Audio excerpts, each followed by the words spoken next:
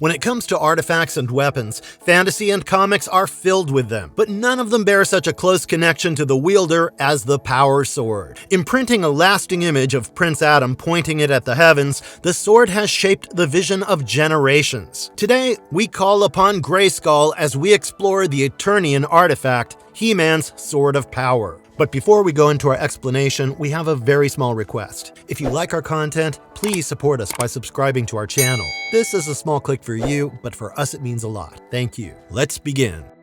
My magic sword and said, "By the power of Grayskull!" What is the origin and early role of the Power Sword? The Power Sword, also called the Sword of Power, first appeared in the He-Man and the Power Sword illustrated book, which came with the He-Man action figure. The sword is said to have been designed in two halves initially, and it comes into full power when those two halves are united. It can channel the power of the Castle Grayskull, a mystical stronghold that safeguards the secrets of the universe. Now, the sword and the castle are connected to Eternia, a land that sits at the crossroads of magic and science. In the book, we're also introduced to Skeletor, the villain of this story, whose aim is to locate the other half of the sword hidden inside Castle Grayskull. Skeletor wants to use the power of a combined sword to open a portal and bring reinforcements from his own dimension to take over Eternia. He succeeds in achieving this union and uses the power of the sword to attack He-Man when he's interrupted by the sorceress, who breaks the spell again, dividing the two halves and hiding them again in secret locations.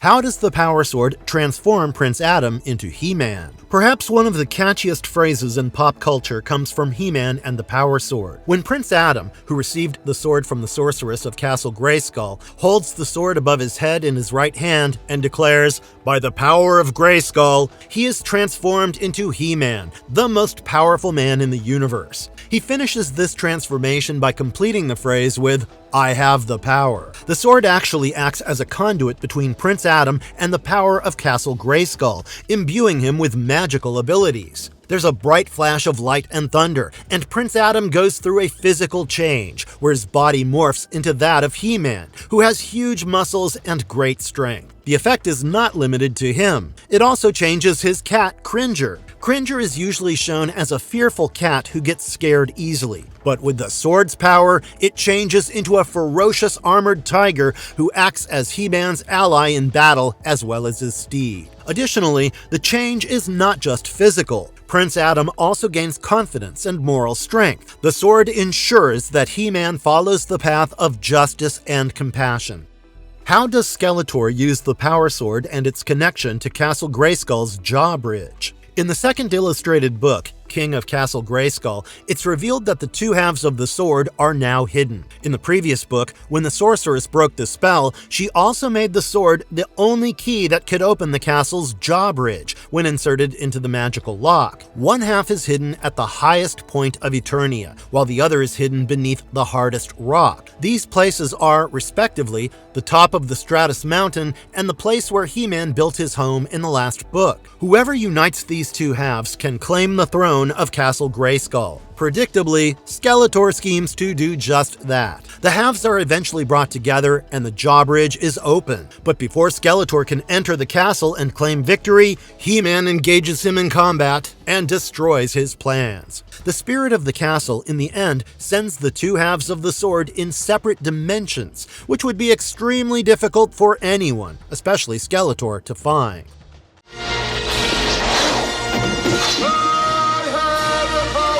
What is the role of the sword in the 1987 live-action movie? The sword has appeared in many places in various forms and capabilities. In the 1987 live-action film Masters of the Universe, the sword doesn't seem to have the same importance and power. Although the story is centered around the opening of the Great Eye, an ancient cosmic conduit located atop Castle Grayskull, which, once opened, will give Skeletor godlike powers, he still makes a point to keep it in a special place when he captures He-Man. This suggests that the sword is important, but it's never made clear. making it ambiguous. However, towards the end, when He-Man and Skeletor battle each other after He-Man takes the sword back from Skeletor, the sword's magical abilities are hinted at. He-Man draws the sword and shouts, "I have the power," which causes a blue energy course through him as the sword glows. Again, what it actually does is not explained. He uses the sword to break the Havoc Staff of Skeletor, forcing him to draw his own sword. This is perhaps a callback to the source material where Skeletor had his half of the sword, but the film never really explored the true origin and power.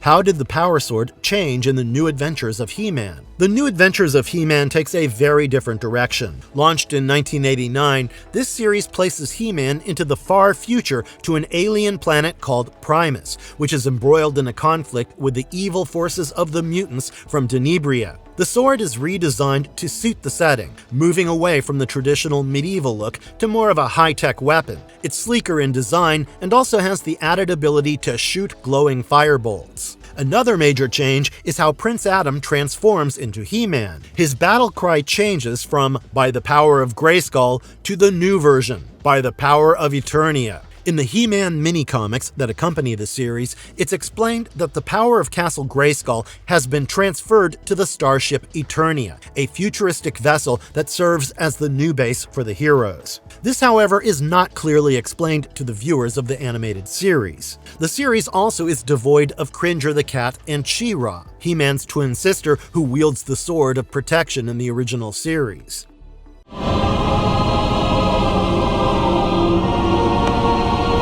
What is the revised origin and design of the Power Sword in the 2002 animated series? In the 2002 animated series, the lore of He-Man and the sword went through a significant change. Castle Grayskull was actually the home of King Grayskull, who was a warrior, according to this storyline. He looks like He-Man, but is larger and has long Viking-style hair, along with a saber tooth as his steed. After his final battle with an evil sorcerer named Hordak, he channels all of his powers and abilities into his sword before dying. His advisors seal the castle to protect his secrets, and his wife becomes the first sorceress and the guardian of the castle. This sword becomes the Power Sword for Prince Adam, so when he calls out his battle cry, he's summoning the power of the Warrior King and not the castle itself. The sword itself looks different. It has a more mechanized look and appears smaller when in the hands of Prince Adam. But when he transforms into He-Man, the hilt pivots and the sword grows in size to fit the size and stature of He-Man. This reboot also features Skeletor possessing a twin sword. The dual sword design reflects an abandoned storyline in which Skeletor obtained both halves of the original Power Sword, prompting Man-at-Arms to forge a new version with the sorceress's help. However, this sword isn't shown to have any magical property.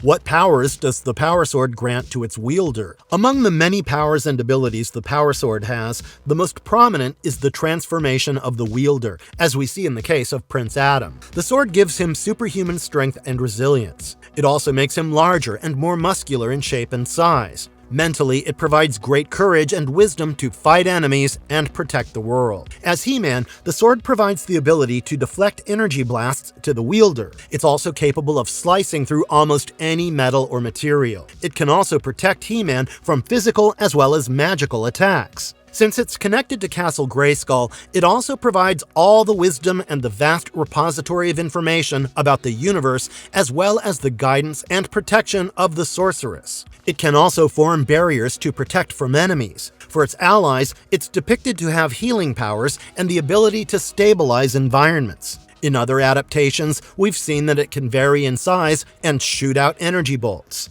Lastly, apart from physical powers, it acts as a symbol of hope and courage for the people of Eternia. It gives Prince Adam the special responsibility to lead people and protect Eternia as well as the universe.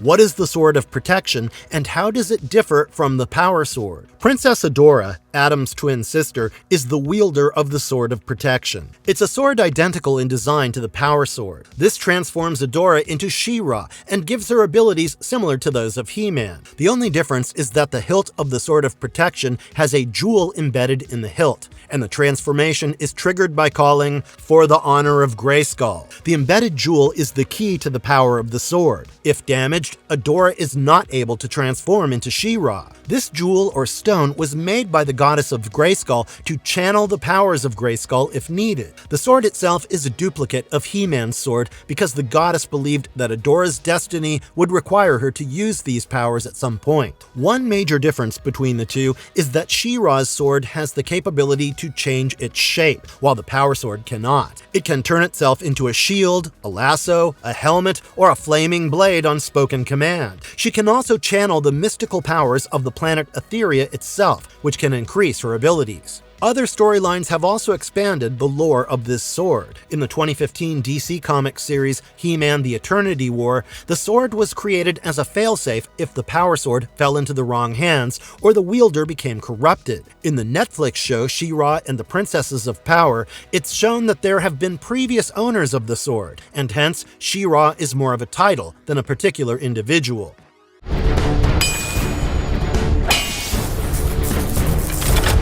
How is the Power Sword depicted in Masters of the Universe Revelation and Netflix's modern series? In Revelation, the sword was originally created by King Grayskull to combat snake men. He combined his own weapon with a dark ore, which he obtained from Subternia, giving birth to the Power Sword. This sword was later held by various champions of Eternia, the first of these being Hero, the son of King Grayskull, and the latest He-Man. In this storyline, Skeletor shapeshifts and enters the castle and tricks He-Man into striking the Orb of Power, the real power center of Castle Grayskull. Then Skeletor hits the orb with his Havoc Staff, releasing the magical energy that created Eternia and the universe. The sorceress knew that this could be devastating for all existence, so she froze time for a short while to confer with He-Man and Teela. He-Man then tries to absorb the energy into the sword, which splits into two, and he's transformed back into Prince Adam. Skeletor tries to grab the halves, but both he and Adam are obliterated in the magical explosion, leaving only the top of the Havoc Staff behind. With the sword gone, Eternia started dying, and this would soon affect the universe. To stop this,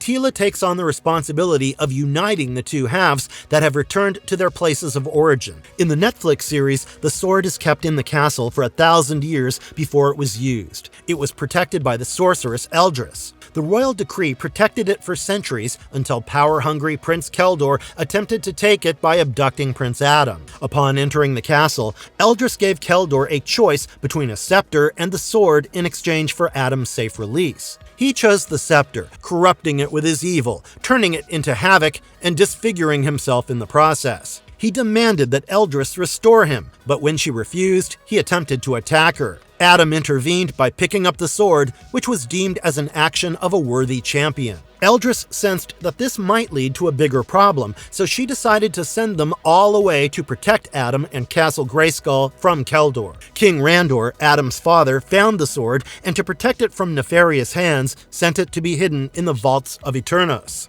Years later, Adam reclaimed the sword after Teela, a hand witch guided by Eldris' spirit, delivered it to him.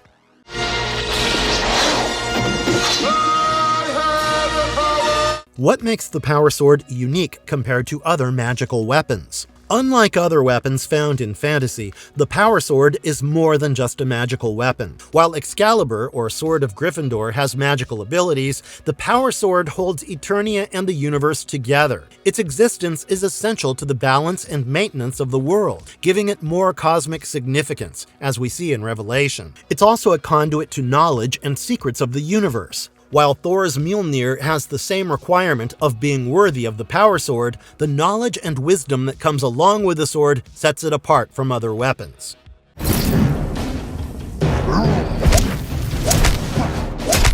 How did the Power Sword influence toy sales and pop culture? The sword was later added to the Masters of the Universe toy line. Initially, in the concept art, He-Man carried a sword and an axe, and Prince Adam had a thin sword. At this time, Prince Adam was a separate character and not He-Man's alter ego. Skeletor and He-Man both carried their individual swords when Mattel launched the toy in 1982. These two swords could be joined together to make one sword that was in line with the story explained in the accompanying mini-comic. The sword came as a separate item to buy along with the other toys, which ended up boosting the sale of the entire toy series. Its impact on pop culture can be gauged from the fact that the memorable war cries "By the power of Grayskull" and "I have the power" have become a part of our minds. The image of Adam lifting the sword to summon its power has become a symbol of heroism. It's inspired the Sword of Omens from Thundercats and the representation of Excalibur from Arthurian legends in later media.